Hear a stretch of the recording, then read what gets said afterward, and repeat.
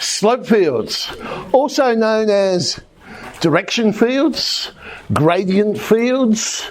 So you might see any of those terms used for slope fields. So basically it's a lovely picture. It's sort of like visual integration rather than what we do, which is more a numerical or an algebraic integration. We'll see what I mean in a sec. So you've got dy dx equals some function. Doesn't have to necessarily be a function of x. It could have both x and y in it. So it just depends. But what it does, it assigns to every point on the coordinate plane some answer, which would be the slope of the tangent at that point. So how do we create one? Here's one. Dy dx equals minus y on x. So basically you just pick a whole heap of points and find out what the slope is at that particular point. So if I start on the top left there, if x is -5 and y is +5, I would get an answer of 1. So at that point, I would just draw in a little line which has got a slope of 1. And I'm not going to go through one by one, but I'd go and do that for every single one. You'll notice in the 0 column there, I've put an asterisk because, of course, can't have 0 on the bottom of the fraction. So that's telling me we have either got a vertical asymptote or we could have a vertical tangent at that point, I suppose. The other option it might be. So we go and plot each one of those. That's what our picture would end up looking like. You can't put one in for every single point.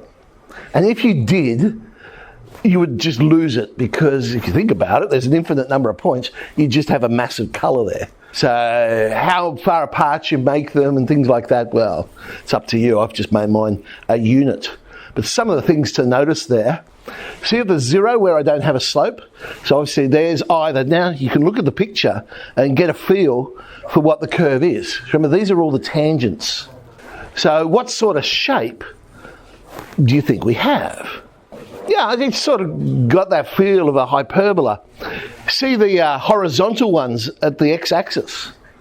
So again, that's either telling me we've got an asymptote there, or we might have a horizontal line. But it seems to suggest, yeah, we've got y equals some constant on x.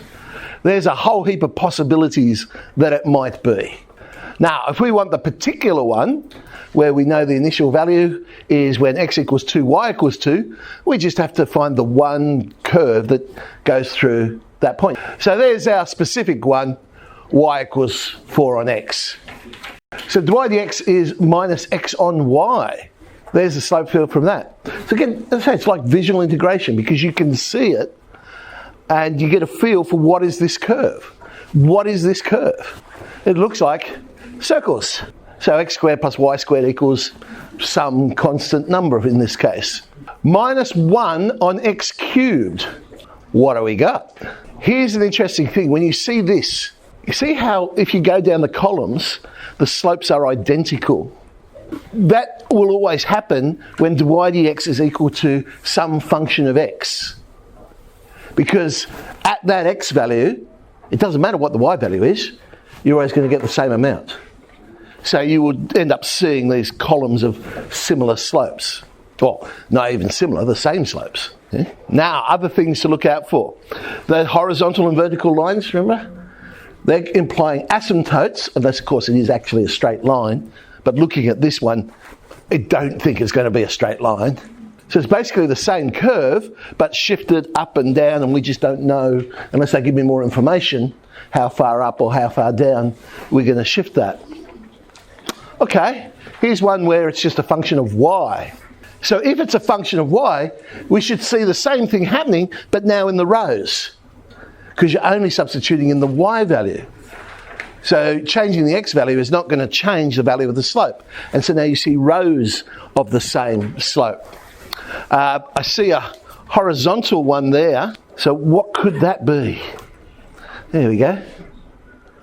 We've got curves that, once I'm above that horizontal line, we've got curves bending down to the asymptote. When I'm below that horizontal line, I've got curves bending up towards the asymptote.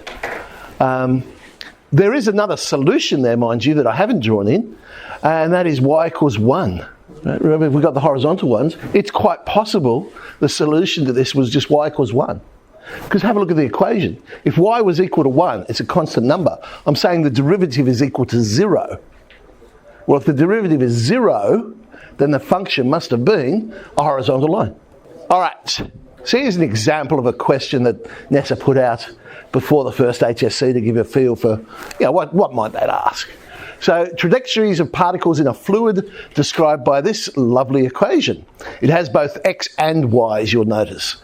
So we don't see that pattern of columns and rows being the same for this one. Identify any solution of the form y equals a constant. Well, have a look at the graph. Where's the constant going to be?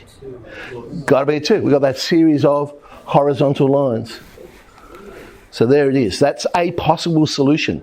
It's what's known as the trivial solution. So that when you end up making y dx equals 0, you say, well, that's trivial. It's not that interesting. But it is a possibility. Okay. Now, draw a sketch of the trajectory. So you would hope in the assessment they've given you one you can draw on and you don't have to recreate it in your booklet. Heaven help us, some of us, trying to do that. Whoa. But the one we want to draw in has to go through the point minus 3, 1, which is what I've plotted in there. And basically you follow the path of the slopes.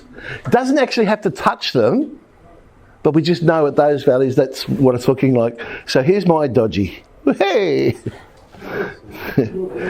So you can see my slopes at some point it's going to come down, but then it's got to turn and come back up because of the way the slopes are going. Now, describe it. So out at plus or minus infinity, what's happening? Well, the curve is approaching that y equals 2, that horizontal line, because if it's not the trivial solution, then y equals 2 must now be a horizontal asymptote. And it's approaching from underneath rather than from above for this one. Okay, oh, we made it.